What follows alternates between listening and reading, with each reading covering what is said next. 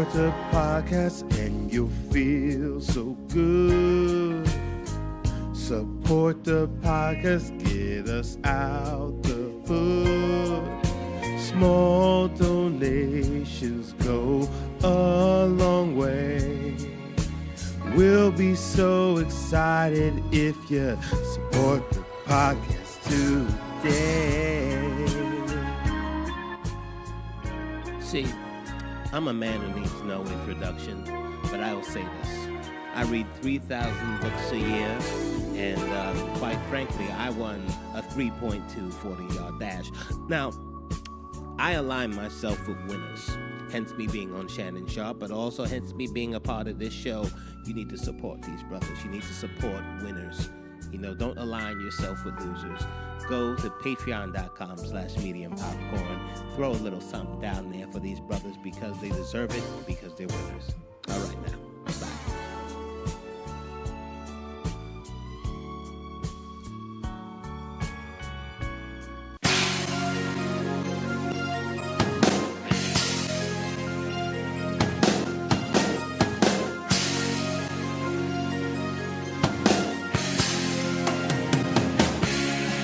Medium popcorn, we are two niggas spoiling movies. Yeah. Brandon Collins, That's me. and Justin Brown for your movie needs. Medium popcorn, woo! You haven't seen it, well, we're gonna spoil it. Spoil it in your face. That's your warning. So if you get pissed, it's all your fault.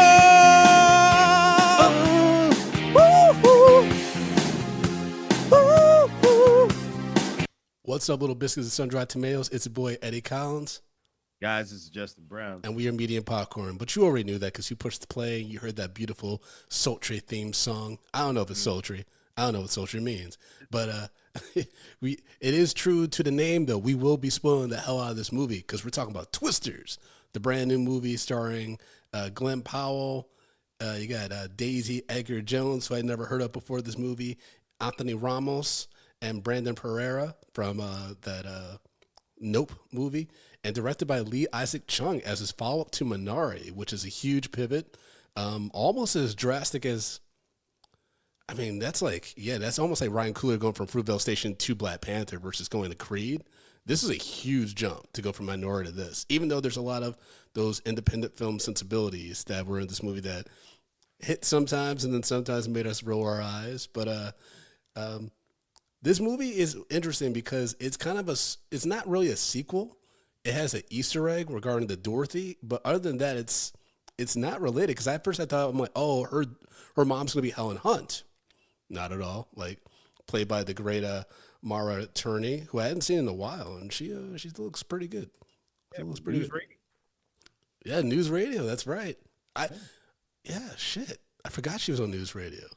Yeah. Along Along with Andy Dick and Joe Rogan and the great Phil Hartman. Yes, indeed. Phil Hartman. Yeah, that's sad. Yep. That's sad. Anyways, but this movie stars Kate Cooper, who is a meteorologist, and storm chaser. We open with her. She's in college and she's with a bunch of other students. Grad school. That's right. Because she's thinking about going for a PhD. Right. She needs this grant and stuff, and she's with her boyfriend and a few other folks, including the young actress Kiernan Shippak, who is from the Chilling Adventures of Sabrina, as well as Mad Men. And it's pretty wild. It's pretty wild, the storm experiences. Mind you, okay, let's back up. Justin and I saw this at screening for 4K, so it's very immersive. We got jerked around a lot. My neck still hurts. I had a tension headache all last night. Jerked off a lot, guys. Yeah, we got jerked off heavily. And we were surrounded by influencers and all these people because apparently Justin signed us up for a focus group. Typically when I go to a press screening, they just show the movie and they're like, hey, enjoy yourself. Tell us what you thought maybe at the end. But first of all, Brandon, how dare you? Second of all, we got an invite for it. It was an invite only thing. And apparently with the invite, we also got an extra show on top of the movie that we got to see. Now, So apparently there was some industry people, but then a lot of influencers there. And with the influencers, they knew what to expect because they came ready with tripods and And lights ring lights and shit. and like there was a moment with the 40X where they're like, they're like, oh, we're gonna show you like a little movie that's gonna like a little preview, which is kind of gonna explain 40X and things like that. It's gonna come with this little thing, and then they're gonna show the trailer for Twisters Yep. in 40X. Seats gonna be moving, water spraying, and all that kind of stuff. And there's just like, we would, if you guys want to film, stuff like that, feel free to do so. The second time we showed a trailer is like, don't, Don't film yourself. We'll film you. Yeah, we're gonna film you. And then They had some people on moment God they mics said and shit. I was like, are we being watched? What is happening? What'd you do to Bro, me? it's like it almost felt like the Jetsons. Like somebody pressed a button and just like fucking lights and shit just started coming out of nowhere. And there was this woman sitting up in the same row as us, and all of a sudden this tripod came out, Yep. and her light goes on, and she's just sitting there just fixing her titties. Just fixing the titties. I'm just looking, I'm just like, what is going on? It was the wildest movie going experience I had. I mean, once the movie started, everything was fine. No one was, doing lights or anything. But like, it was just, I wasn't prepared for that. Yeah, it felt like we were at a regular AMC because the movie didn't start until about 40 minutes after its expected start time. So that was a lot of fun. And then I didn't hear that they were going to show the trailer twice. So when they started playing it again, I'm like, wait, are we going to actually see the movie? Or they're just going to keep showing us the trailer to get our reactions? And it's like, And how the many guy times said can we that play the movie was Twisters like trailer? 3 hours of the trailer. Just insane. But yeah, we eventually did get to the movie. And once the movie got started, I mean, that was an intense opening. I mean, they get caught up in the storm because Kate, she's wrong in her estimation of where the tornado is going to go, what direction it's going to go. They end up getting right in the middle of it, and basically they get fucked up. Well, And they have to abandon their car. hold on. We got to take a step back Okay.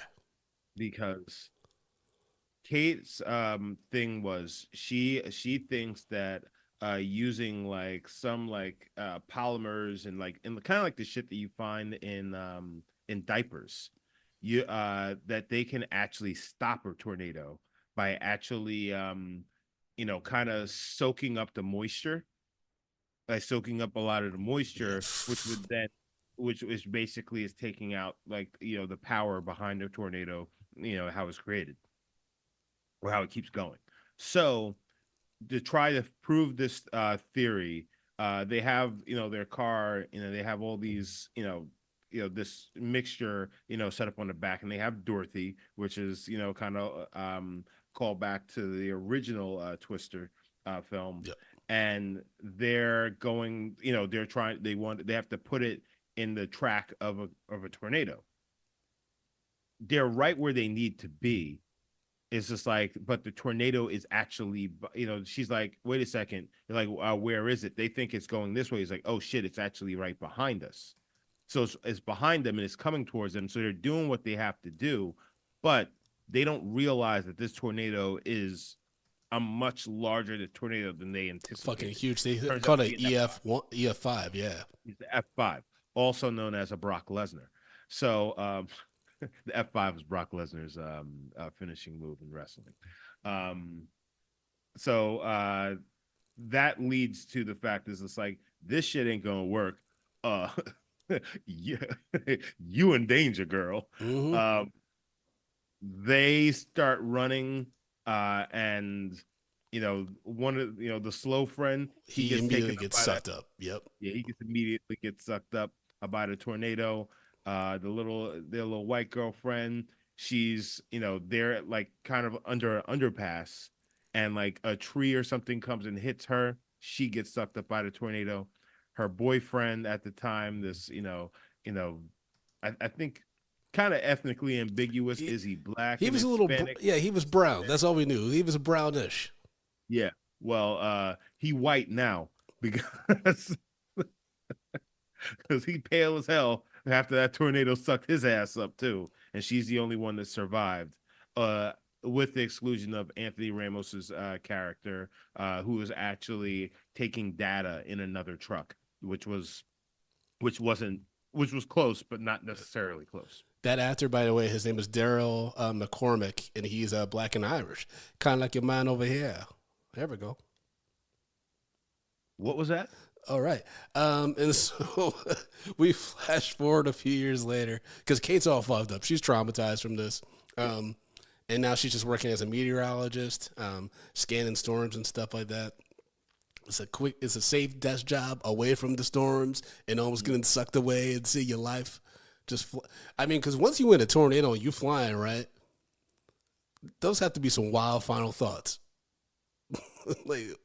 Because you can't even breathe, right?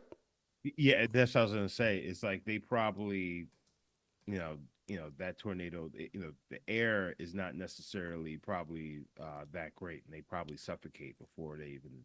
Well, then it's also you're flying around in With there, debris and stuff. Yeah, you just get slammed by all sorts of cars and.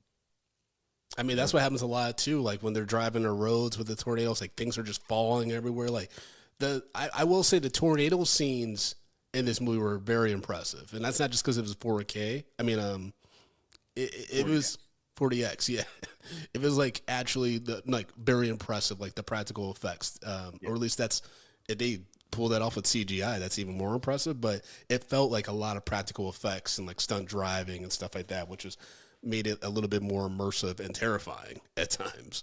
But it's still some white people shit. Like I'm not going to actively, unless I'm getting paid 8 figures, I'm not actively chasing a tornado.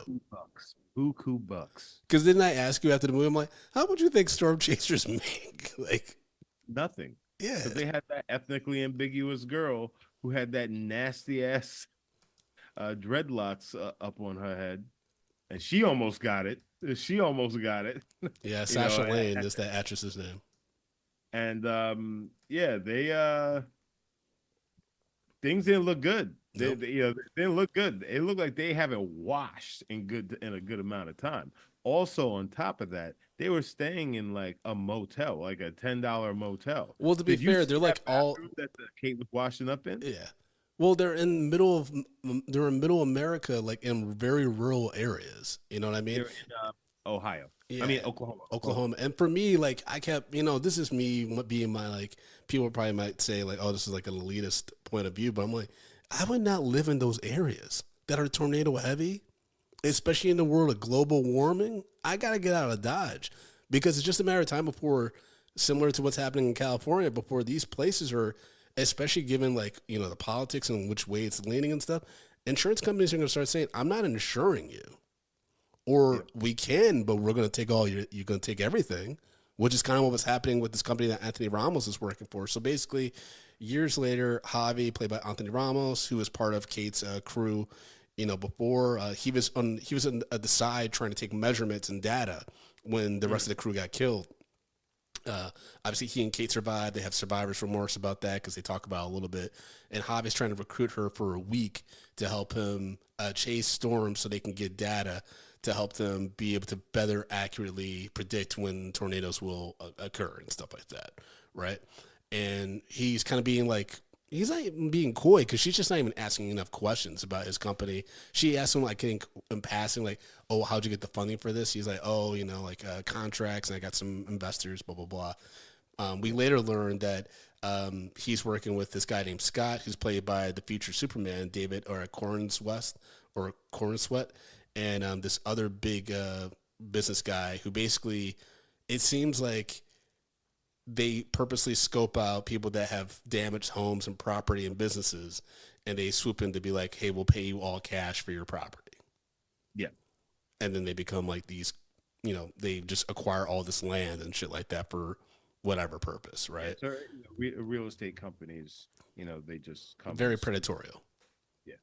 And so, but Kate doesn't know that yet. So she, because she still has a hunger for storm chasing, crazy white girl shit. She joins Javi and agrees for a week to help him out and stuff like that. So she meets his crew. David Cornsweet, his character Scott's immediately like skeptical of her.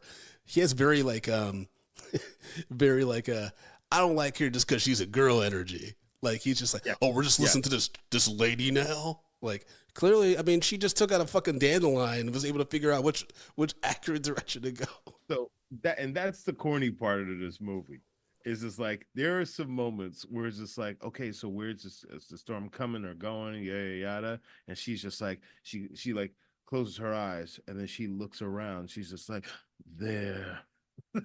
And the next thing you know, is like she knows where she knows exactly what this tornado is gonna do. I mean, I think that's what these movies are all about, though. It's like nothing beats nature and understanding nature. Like even no matter how scientific you try to get with it, because something similar happened in the first movie where Bill Paxton picks up some dirt and he sees the way it goes, and then Carrie Elvis's character is like, days of sticking your head in the dirt are over because technology is king or whatever, and it's like similar themes in this one.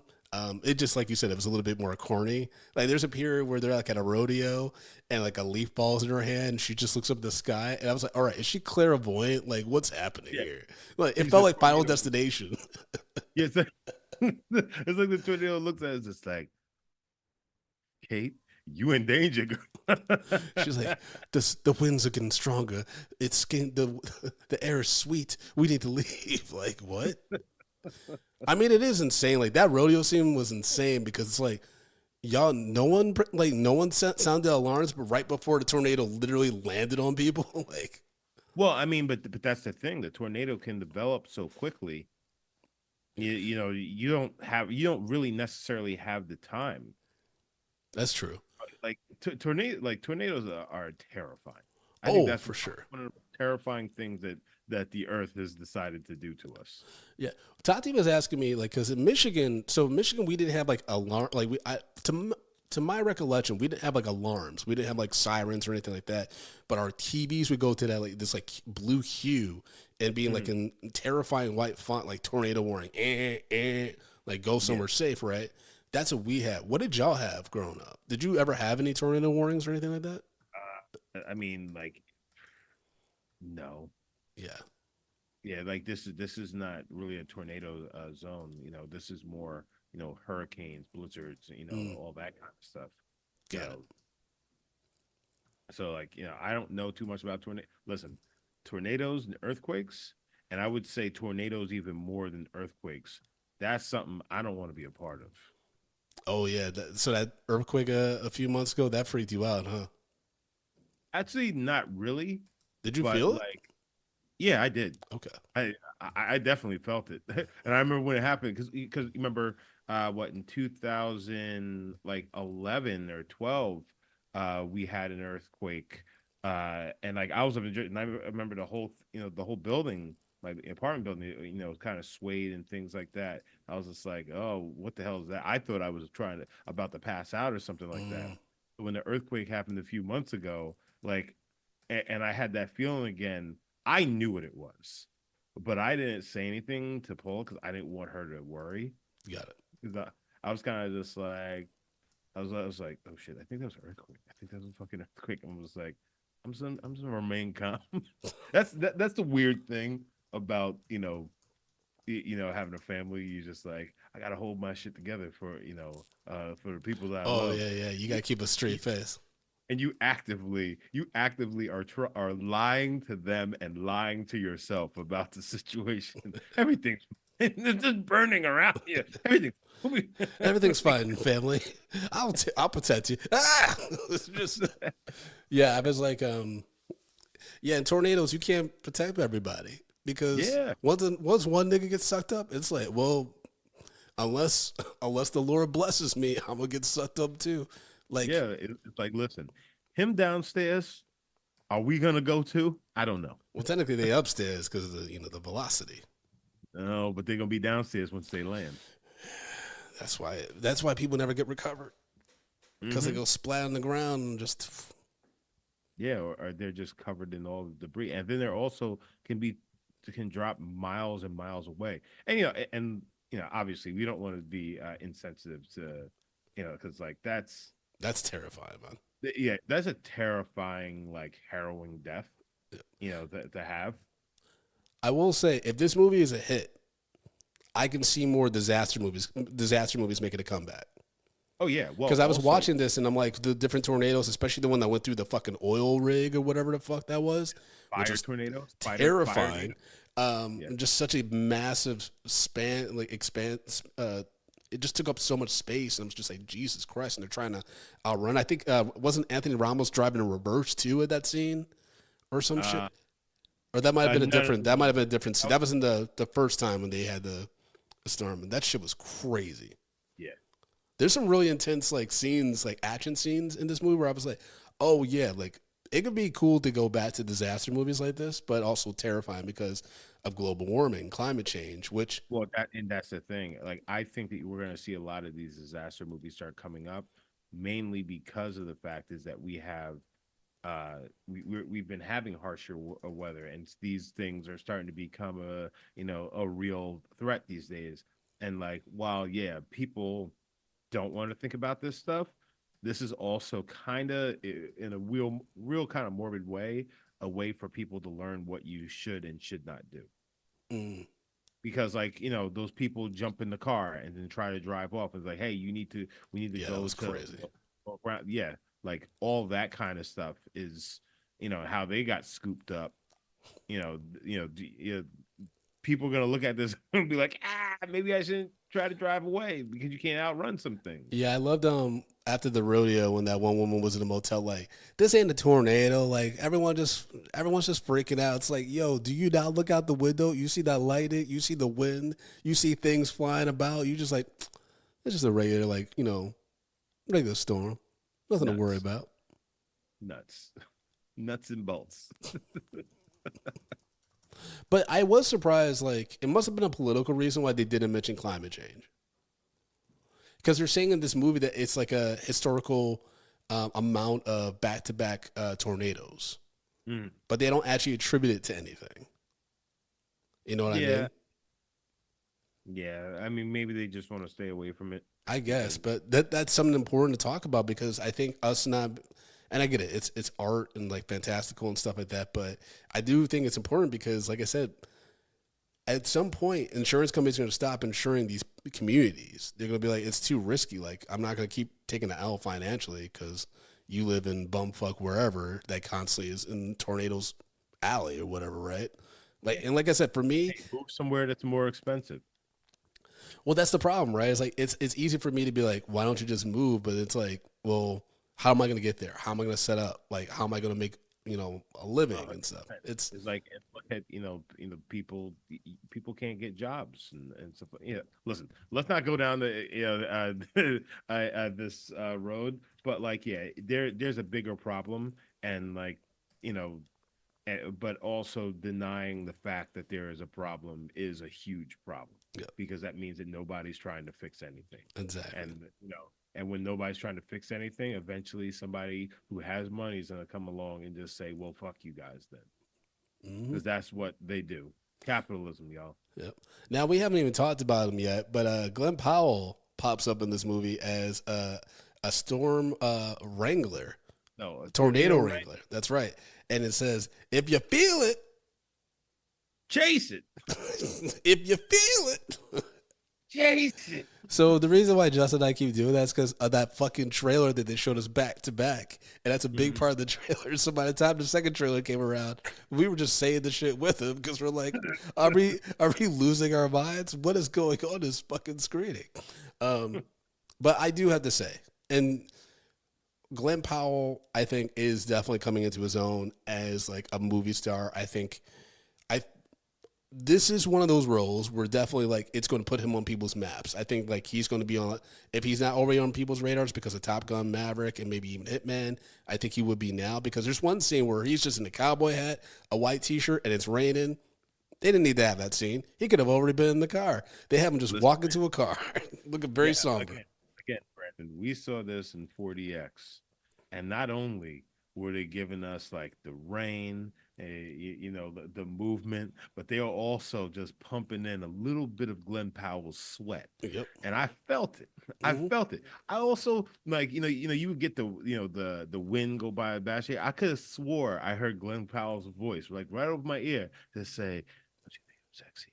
Like that's what I was getting from this, that experience. See this in 4DX Yeah. because you will get a little mist of Glenn Powell's sweat blown upon your face, and it will arouse you. Yep. I think the thing that Glenn Powell and Ryan Gosling have going for them is that they look like dudes who were definitely odd looking, probably in their preteens and teens, and grew into being really handsome, good looking guys. I don't know. Glenn Powell doesn't give me like he looked odd. Oh, You know what? maybe. Glenn Powell looks like a guy. Good No, observation, Justin. he actually looked like a dude that I'd hang out with.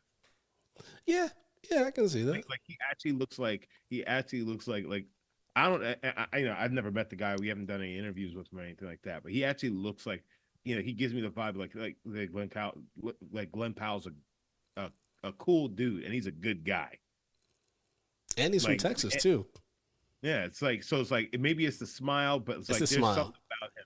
It's Yeah. the smile, dude, for sure. Like, cause I think the smile, like the Top Gun Maverick, I was like, oh, like there's certain stars when they smile. Like I remember when I don't know if you saw Challengers, but there's that Jack O'Connell actor who's like blowing up. He's like in the new Knives Out and stuff like that. He was apparently on The Crown, really good there. I didn't see that, but he had a smile where I'm like, this dude's gonna be a star. Like chicks are gonna love this guy. And like Glenn Powell when he's smiling in Top Gun Maverick, I'm like, that's a movie star smile right there. Mm-hmm. Miles Teller, he's the lead in this movie, but he can't. His smile's not like Glenn Powell's smile. Yeah, I'm sorry. He doesn't have that. But And that's like somebody just having it is. and it's easy for you to be jealous of this guy, like because he's a very good looking dude, but he's also a social media movie star. Like I mean, not movie star, but superstar. Like he's got this robust YouTube channel where they live stream him blowing up fireworks inside tornadoes and shit. Brandon Pereira is part of that crew. Same as Sasha Lane, who's dreads that you detest. But they're actually smart. That's the thing. Is like he's actually pretty smart. Like he went to school to be a meteorologist. Like he knows his stuff, and so it's very easy for Kate to assume that he's a dummy who's just like, I'm a cowboy, boom, boom, boom, tornadoes, and he's like, no, I'm actually smart. Like I think you're just like seeing the stereotype, but I'm actually a good dude. Well, I mean, but that's it's weird because like that's also the nature of the beast. Mhm. Because you could be a smart person, but sometimes you have to dumb yourself down Yes. in order for the mainstream to catch on and listen to you. And it's funny because like when I was at the Upright Citizens Brigade, I used to say this all the time. It's just like everybody's just like the higher mind, the higher mind. It's like yeah, but at the same time, there's people in that audience that are not the higher mind. And it's nothing against them. It's like you need to make content that everybody can understand and immediately get so they're on board. And I think the big problem with maybe it's just improv or just comedy as a whole, it got to this point where it's just like we're speaking to the most intelligent people out here. It's just like, but not everybody is like super intelligent. It's like you need to speak to the layman because they're the ones that really matter. They're the ones that are buying tickets. It's not these NYU kids like they don't give a fuck. A lot of them don't even have the money because they're trying to do the same thing that you're trying to do. It's just a weird thing that like people need to understand. Is like that the regular everyday person is the person that you're really trying to sell to. Yeah, it's not about the elites or very valid point there, but I was wrong. What the fuck do I know? but yeah, Tyler, he sells merch and stuff. He's got a bunch of like avid followers who follow him like near tornadoes and shit like that. I'm like, none of y'all got to work. Like at least Tyler making money when he's recording. Like, what are y'all doing? But yeah, so his crew and Hobby's crew, they're like constantly competing for getting around storms and stuff like that. And the first storm they encounter, Kate miscalculates. Well, she doesn't miscalculate. She gets triggered basically when she gets up close with a tornado because they have to her and Javi's truck have to face the tornado so they can get the readings from that angle because it's supposed to be a triangular setup with different like pods that are reading data at the same time and shit, right? And she basically freaks out and drives away from the tornado.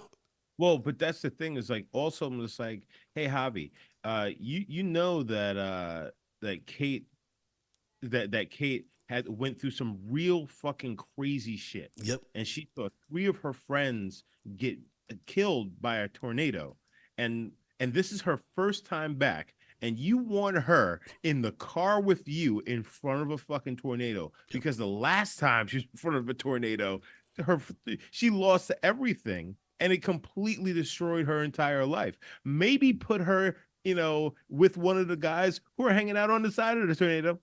What about that? What about that?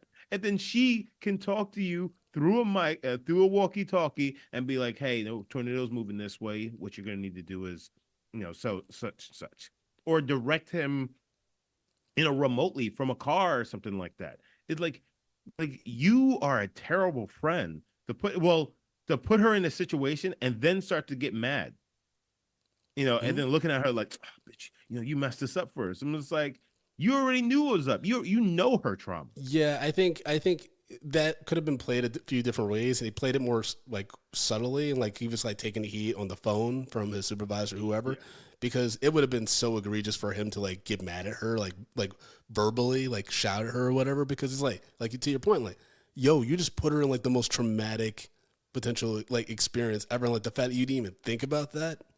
Yeah. You're just like, okay, what do we do?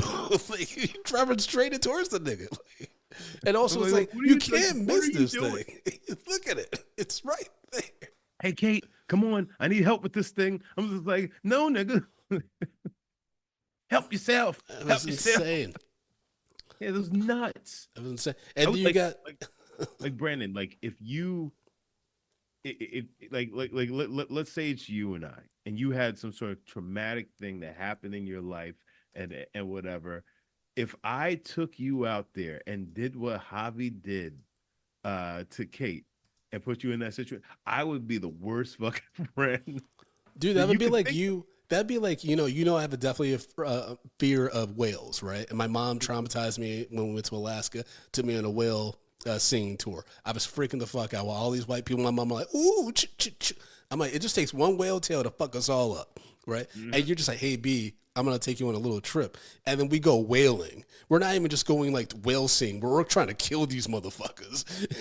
like, isn't this fun, Brandon? Like... And I'm riding on the back of the whale, a la that stupid fucking movie with Zendaya. the Oh, fucking, Dune. Dune, yeah. I'm riding on the back of the whale like, stop, Brandon. Okay. Yeah, man. I mean, Didn't see a Dune reference coming, but yeah, neither did I. so they have the one botched attempt, and then like we see Tyler and his whole truck. So his truck can drill into the ground, so he's able to sustain the strong winds from a tornado and be able to record himself in a tornado as they're shooting the fireworks or what have you and stuff. And that's like why he has such a huge following and stuff like that, and why they call him the Tornado Wrangler, even though he's not wrangling anything. He's just like surviving. Like it's not really Survive. it's and so basically we follow these two like crews who have different like objectives, but they're looking for storms, right, for various they're for various reasons. That guy Scott continues to be antagonistic towards Kate, which I was like, I feel like Kate's not asking enough questions.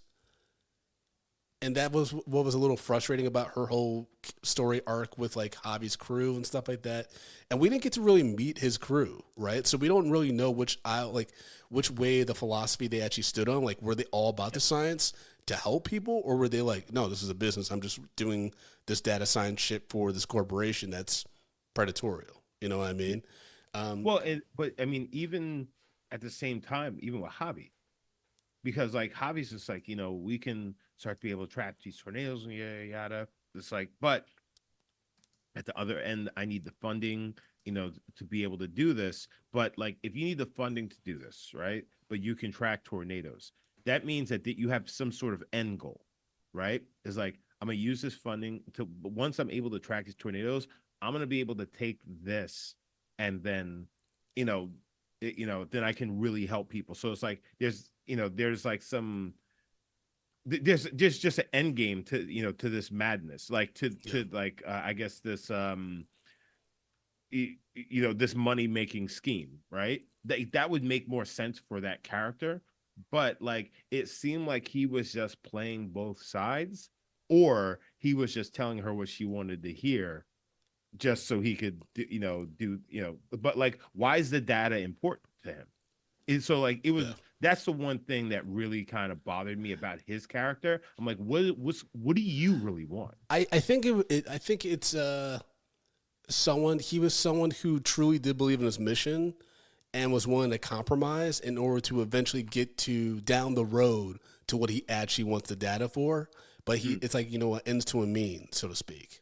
You know what I mean? It's possible that he would start getting corrupted by the money and everything, which is the more likely scenario. Especially if Kayla completely cut him off and was just like, fuck you, I don't want to work with you or be associated with you anymore. Because it sounds like they hadn't talked since the incident, basically. And then, he has that blow up where he's like, like, my friends died because you won this fucking grant for, your science or whatever.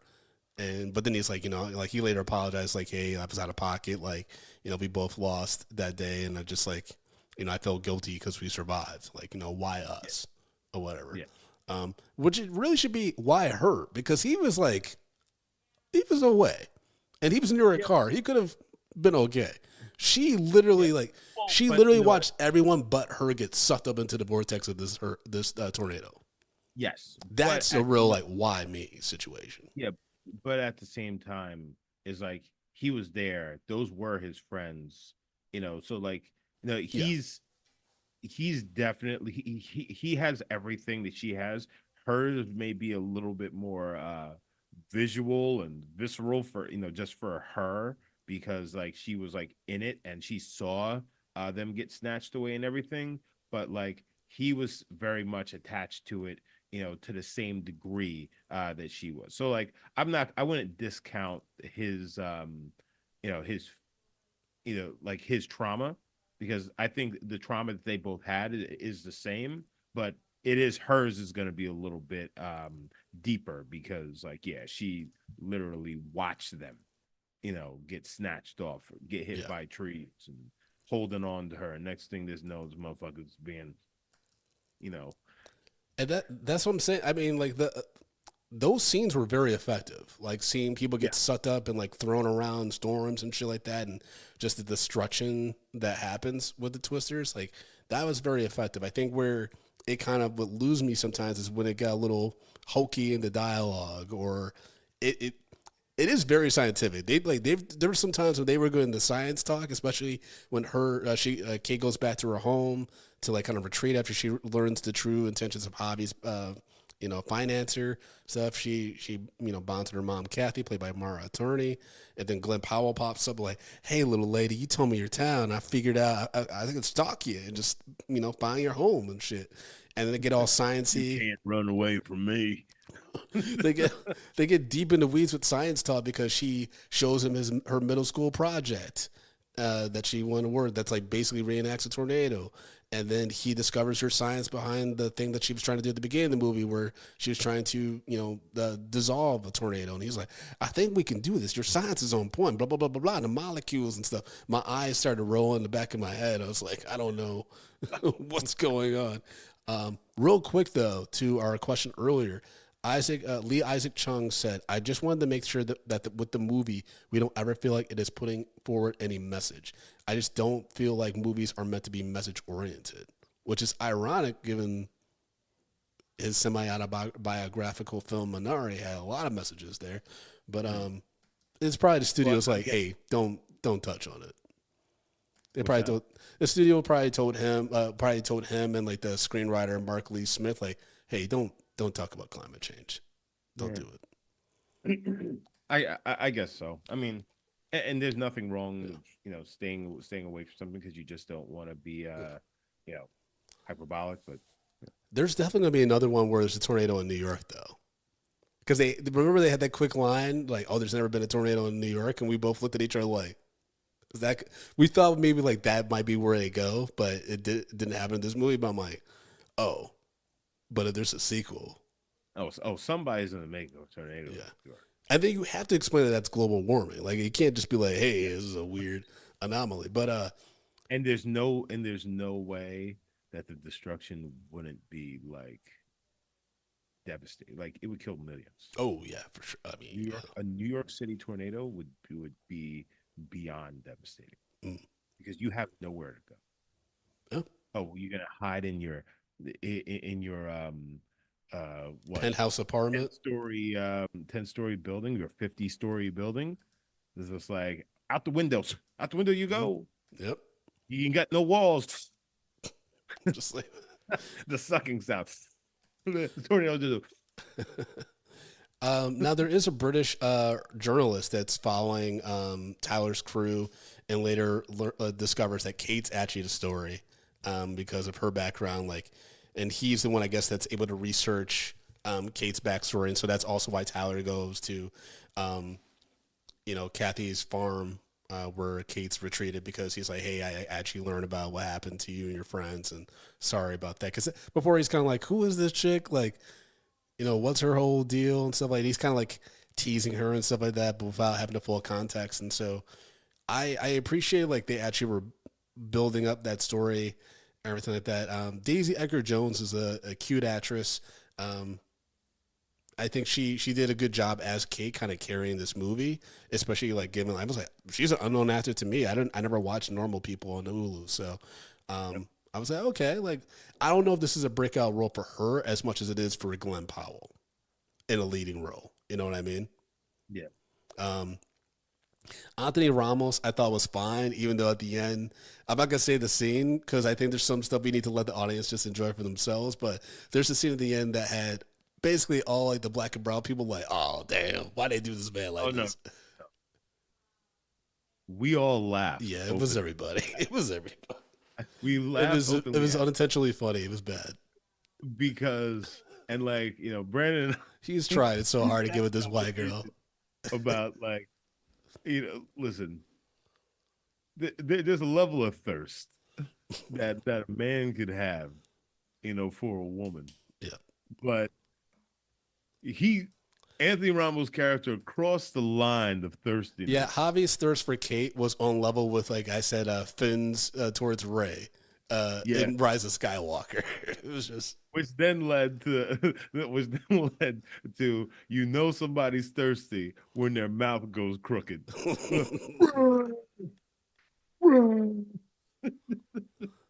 Yeah, it was unfortunate. There's an unfortunate scene where Javi is very much like, is there still a chance? It's like, nigga, you see Tyler, right? Like, Glenn Powell, I talked about this yesterday after the screening. I'm like, Glenn Powell has this perfect, like, 5 o'clock shadow on his face that's, like, perfectly aligned every fucking scene, which means that Tyler, the character, is perfectly perfectly stylizing himself every fucking day to look that gorgeous with that 5 o'clock shadow.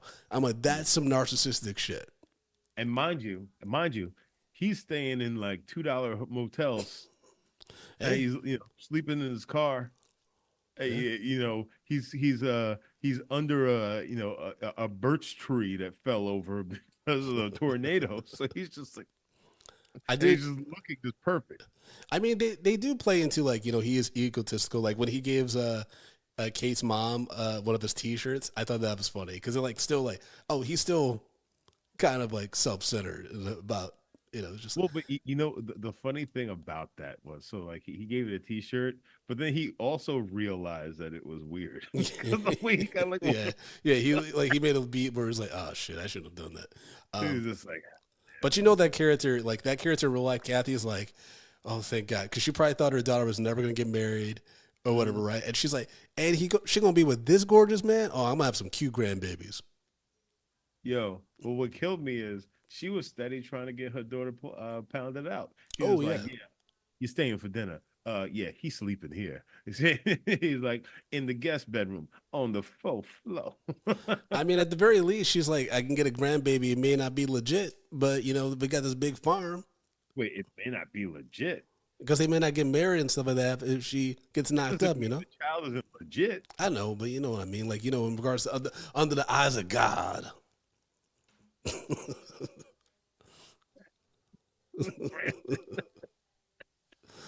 This clearly is me projecting my own Yes. shit. You know what, Brandon? I was staying away from it. I was gonna let you live. I'm glad that you actually. I'm like, Lord, I'm a real person. I deserve love. Anyways, so basically Tyler and Kate, Tyler basically is like, hey, I'm gonna help you. Because the problem with the ideologies of Tyler and Javi, well, it's not really a problem, but the difference is that Tyler genuinely is like, I love this shit. Like our crew, they were nerds about this shit. We love this stuff. So it's easy for them to pivot to helping Kate, practice her science and see, hey, can we actually stop these things? Like to save people. Like, because yes, we're going into these things for entertainment, but actually if we can start saving people, that's equally as good because we can record that shit and we still meet our objective, right? And so the crew actually helps her try to experiment with like her science and stuff like that. And then there's this huge third act where fucking huge storm is just decimating this one town. Half the crew like ends up in this movie theater where that's getting ripped apart, homage to like Twister and stuff. But it's Frankenstein instead of The Shining. And that was crazy because I'm like, oh, everybody going to die in this. Like, oh yeah, you had debris from a movie theater and a town just flying around, like, and they were just opening up doors constantly. I'm like, what are y'all doing? Like, y'all trying to die? I was actually expecting more of their crew to die. So did I. I'm surprised that none of. Yeah. Mind you, this is after Javi has decided to go help them, prevent, warn the town and stuff like that, and get people to safety. After he leaves Scott, Superman, in the middle of the road, where you were like, well, he gonna be dead, right? Like, yeah. We never saw him dead. again, so we don't know. He left him out almost pretty much in the middle of a field, alone, and he has no transportation, and a tornado is bearing down behind him. Yeah. He's gone. He can run as fast as he can. It's over for that guy. It's just like, Javi, what the fuck? Yeah, if he would have. Yeah, we'll see. We'll see if there's a Twisters 2 or a Twisters 3 or whatever the fuck they're going to call it, or Twisted again. It'll be interesting to see if Scott comes back with a vengeance. For sure. I mean, if Scott comes back, he's the god of fucking tornadoes, and he's actually directing tornadoes at Javi. I was just like, he just killed Scott. Yeah. Also, Kate should have definitely. How spoilery do we want to get on this? I mean, yeah, that's what we do. That's what we do. This storm is so bad that Kate's just like, fuck it. I'm gonna risk my life to try to unleash my science medicine into this tornado and dissipate. Well, it. I mean, but at the same time, at this point, she might as well have because she's gonna die anyway. That's true. That's true. Because this is all movie magic, folks. If Kate hadn't been able to magically eventually dissipate this tornado, everybody gonna be gone. There ain't gonna be no sequel because unless it's about Mara Turney's character becoming a storm chaser because she's gone crazy from losing her daughter. It's like it was not gonna be good. But Kate, yeah, she's able to successfully get the science stuff into the storm, and it eventually dissipates. Even though her car has been rocked over several times, and like I said, car stunts were pretty fucking good. Yeah, because that truck got jacked up. I mean, there's a lot of trucks that got jacked up. There were many trucks hurt in this film. Mm-hmm. Yep. But like nonetheless, like she survives, and so does the rest of the both crews. Like Javi survives as well as Tyler and his crew. Even though Dreadlocks almost gets sucked up into the tornado, which was a cool action sequence, which reminded me a lot of Honey, I Shrunk the Kids. Remember with the vacuum or the lawnmower? Yeah. It reminded me of that. And for me, I was like, damn, it'd be cool if they did that movie again. That's a movie they could reboot, Honey, I Shrunk the Kids. Yeah. That's a movie they really could. And I think with practical effects, it could look really good. Yeah, I was about to say that. I think with the effects now, it would look amazing. Yeah, but, I'm not trying to give Hollywood more ideas to reboot because we need more original ideas. Even though, I am impressed that Lee Isaac Chung, he was able to get this movie off the ground considering how many different iterations this movie went through. And it had a $200 million budget. Minari had a budget of like $1.5 million. So you went from that to jumping to a movie that had $198.1 more million to work with. Right. Yeah, but part of that is going towards cast, and then Mostly obviously, effects. Because yeah. even I mean, Glenn Powell, I feel like his rate, especially when they cast him in this, probably wasn't as high yet. yeah. I think it's definitely higher now, and will be higher after Twisters comes out. What do you think that Glenn Powell made for this? Well, I have to say probably like 5-6 mil, and I don't probably think some so. part of the back end. I think that he probably made like 500,000, and then probably 500,000, and then hopefully he's getting a nice percentage on the back end. That makes sense. Yeah, I can The see that. business has changed so much; they're not giving people that. That's true. That's true. And kind of going to what I was saying before is like, I think that it's a lot easier for studios, and maybe I said this in our previous recording, it's a lot easier for studios now to be very blunt with talent and be like, hey, this ain't making no money. Like, we're taking it out of theaters, or yeah, we're not going to keep promoting it on the streamer. Like, it is what it is, and hopefully you'll, strike on the next one or something like that. I think it's a lot more. I think talent's going to have to be a lot more picky with the opportunities that are given to them, or have to decide like it's just something I wouldn't really pursue anymore, because the chances to fail, it's getting even tougher. You cannot afford to have a bomb in this climate. We are setting you up for success. What'd you say? I said it's also partly because the studios aren't setting these these people up for success with their films. Yeah. And saying with streamers and everything like that, with the lack of promotion that you see with a lot of films that are out there. Like, bro, I remember back in the day when a film was coming out, that shit was everywhere. But like, you don't see that kind of love be given to films these days. Well, I also don't know if you and I are where they're advertising these days. Like, I don't go on TikTok. I just find TikTok incredibly stupid, and I know that that's where a lot of people direct their marketing money now. Yeah. Like, I even like for shows, I'm like, I should be advertising on TikTok, but like I just can't bring myself to do it. You know what I mean? Kind of going back to development hell. So originally, Bill Paxton had tried to get a sequel to Twister made for years. After seeing success as a director of films like Frailty, Paxton wanted to direct a modernized telling of the 1925 tri-state tornado that took the lives of 751 people. Paxton, with the help of producer James Cameron, also wanted the film to have an R rating and maintain a realistic depiction of the damages that real tornadoes cause, and planned to be shot in 3D. The film at one point had an unofficial scheduled date for the summer of 2012 under the title Twister 3D, but it was ultimately canceled due to budgetary concerns and years later by Paxton's death in 2017. Let's see, Helen Hunt, who starred in the 1996 film, pitched her own idea for a Twister sequel to Universal in July 2020, with a start involving the science team at an Oklahoma historically black college who would have used her inventions to stop tornadoes. Hunt, who wanted to direct herself and star alongside David Diggs, said her idea briefly entered a development stage, but was dismissed and canceled by the end of 2020. So that would have been an all-black cast chasing after tornadoes. I don't know. I think people would have been like, I like seeing his representation, but fuck out of here. Tornadoes, I don't know about that one. David Diggs with that big ass hair, you gonna get sucked up real quick. That's why they gave Anthony Ramos a haircut. They were like, you gotta cut your locks, bro. You don't want to get sucked up in this shit.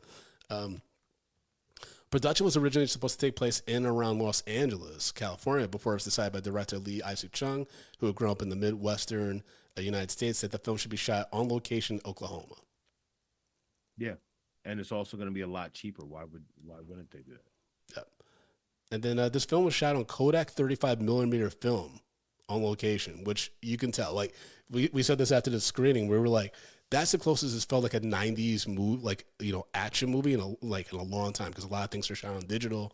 It actually had a feel of like what these kind of movies used to be like, which I think is one of the reasons why I kind of enjoyed it more than I was expecting to.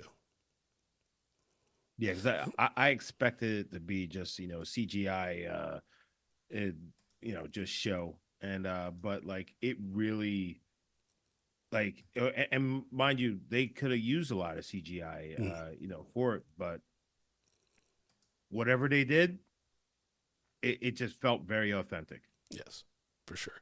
And we also have like a fun like a cameo in this movie. Like this is a random aside before I forget by Paul Scheer from How This Get Made. He pops up at the end because of course Kate's like I'm gonna go back to New York and be a meteorologist and be boring again. And Tyler happens to be at the airport along with Javi, and Javi's like, "Go get her, man!" And Tyler's like, "All right, let me drive my car into the airport parking lot, and let me commit a federal crime." And then he runs into the airport, and they're about to kiss for the first time, and then like the airport's like, "Hey, there's delays because of storms," and we see a storm brewing in the background, and then that's the end. Then you're like, "Okay," but we later see that Kate's joined Tyler's crew and stuff like that, and the post credits and stuff like that. I didn't see Javi in there, so I don't know if like he's doing his own thing or what have you. No. I don't think. He said he was going to look for additional funding and stuff.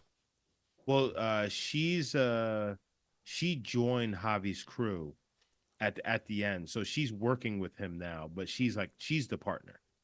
Oh, okay, so probably they all partnered up, basically. Yeah. Probably that makes more sense. Yeah, because you do want like not a reckless crew like Tyler, but you want people that aren't afraid, like that they know their science stuff, but also like willing to do the ballsy shit, like drill myself into the middle of a tornado so you can actually get the shit to get sucked up and for sure it's going into the tornado.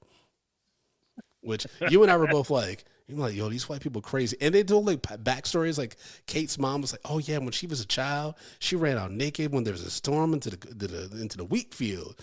And then Tyler's like, yeah, when I was a kid, I saw a tornado for the first time with my aunt. Touchdown right in front of it. Touchdown right in front. And then I realized, oh, I'm supposed to be scared. And then Kate was like, were you scared? He's like, yeah. I'm like, what? Were you scared? Or were you scared of the fact that you weren't scared? After my aunt showed that she was scared, then I was scared. Because I'm a sociopath. I can't read emotions. Anyway, so Justin, break down our rating system, baby. Stop calling me baby.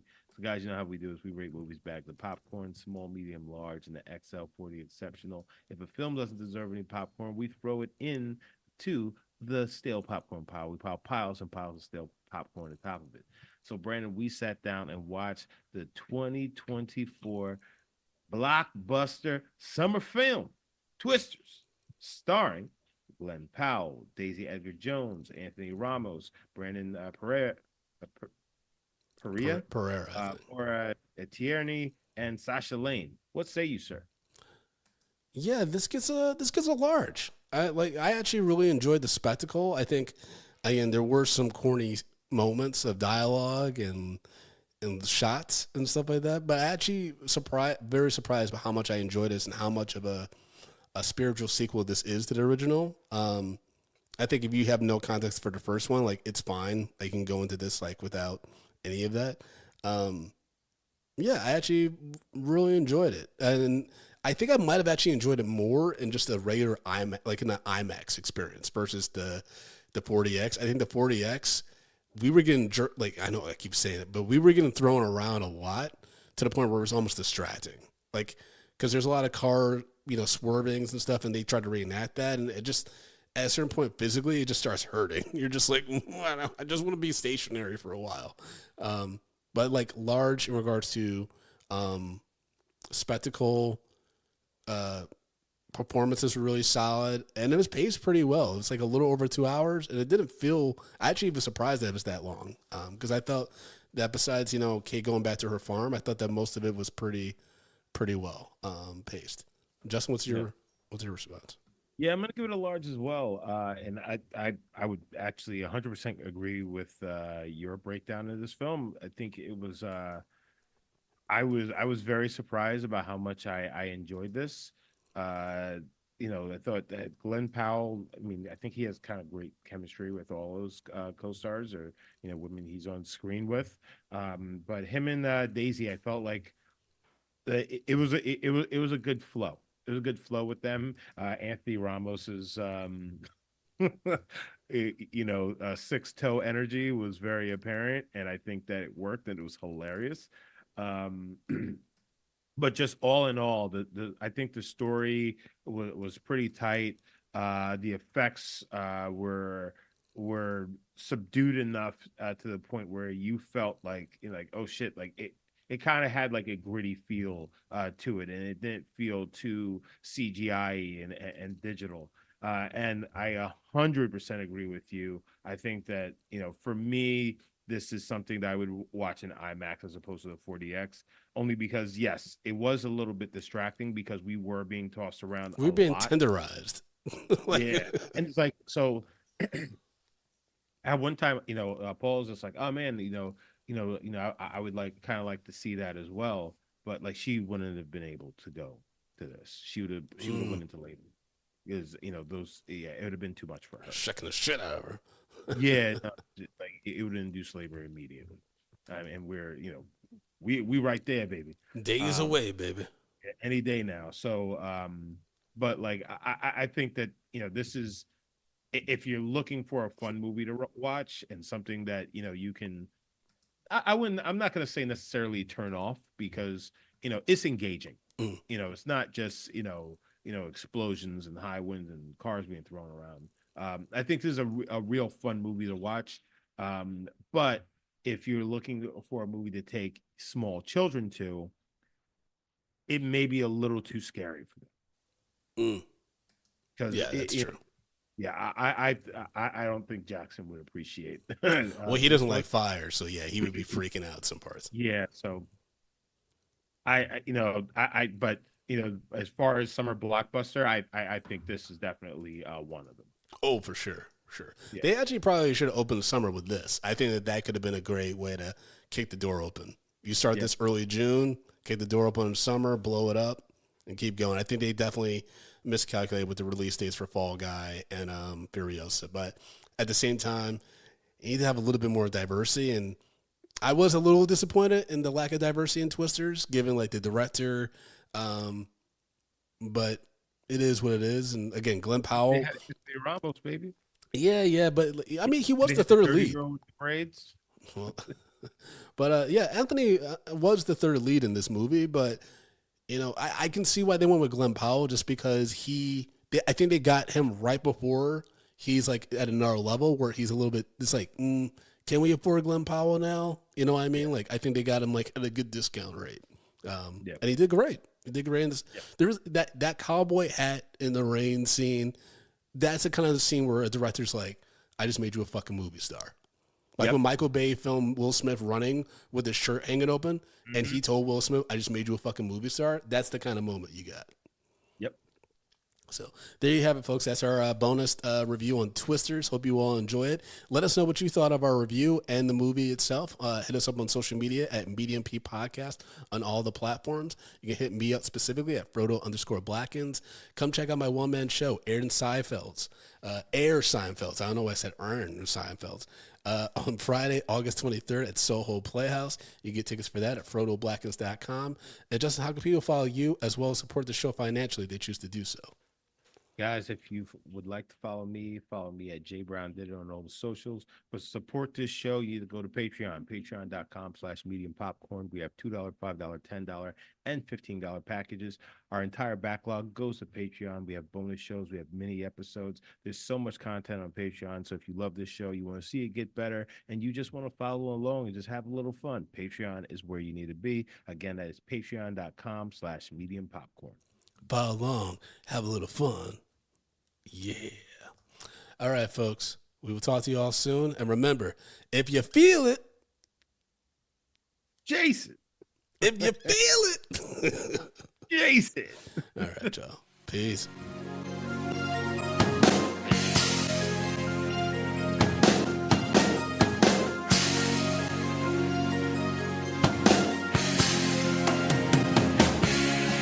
Medium popcorn. We are two niggas spoiling movies. Yeah. Brandon Collins, that's me, and Justin Brown for your movie needs. Medium popcorn. Woo! You haven't seen it, well, we're gonna spoil it. Spoil it in your face. That's your warning. So if you get